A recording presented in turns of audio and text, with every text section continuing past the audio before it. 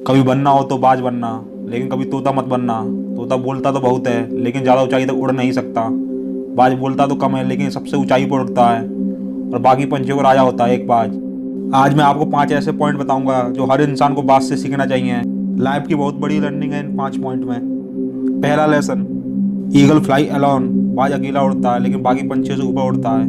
बाज अकेला उड़ेगा लेकिन कभी भी चिड़िया और छोटे पंछियों के साथ नहीं उड़ेगा। बाज हमेशा बाज के साथ उड़ता है या तो अकेला उड़ता है। और इससे हमें यह सीख मिलती है कि छोटी सोच वालों से हमेशा दूर रहें और अकेले रहो, क्योंकि यही वो समय है जो खुद को जानने का असली मौका है।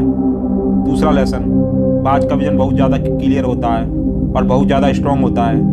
बाज अपने शिकार को 5 किलोमीटर दूर से देख लेता है और एक बार जब उसको अपना लक्ष्य दिख जाता है तो फिर रास्ते में चाहे कितनी भी बड़ी मुश्किल क्यों ना आ जाए, वो अपने लक्ष्य को हासिल करके ही दम लेता है। इससे भी एक बहुत बड़ी सीख मिलती है कि अपना विजन क्लियर रखो, फिर उसे हासिल करने में चाहे कितनी भी मुश्किलें आए पीछे मत हटो, बाज की तरह।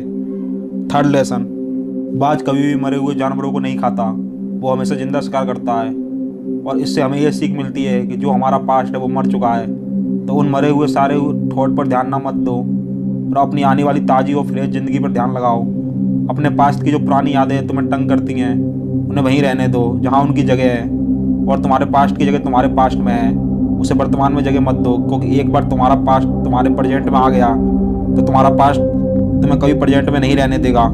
पास्ट में तुम्हारे सच कितना भी बुरा क्यों ना हुआ हो, वो सब यादें वो सब थॉट मर चुके हैं। उस बाज की तरह बनो जो कभी भी मरी हुई चीज़ों को नहीं खाता। फोर्थ लेसन, जब आंधी तूफान आते हैं तो बाज अब बहुत ज़्यादा एक्साइटेड हो जाता है। जब बारिश होती है तो सारे पंछी छुप कर बैठ जाते हैं, लेकिन बाज को बड़ा मजा आता है।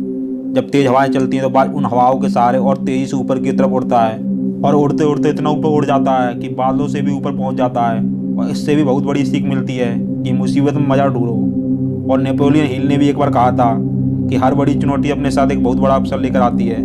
तो उस बाज की तरह तुम भी अपने अवसर को पहचानो, और जिस दिन तुमने अवसरों को पहचान लिया तो सारी मुश्किलें तुम्हारे नीचे होंगी और तुम मुश्किलों के ऊपर। फिफ्थ लेसन, बाज अपने घोंसले में सॉफ्ट घास को हमेशा निकाल देता है ताकि बाज का जो बच्चा होता है वो उसमें कंफर्टेबल ना हो सके, क्योंकि अगर वो घोंसले में कंफर्टेबल हो गया तो वो वहीं रहना पसंद करेगा, लेकिन बाज कभी ऐसा होने नहीं देता।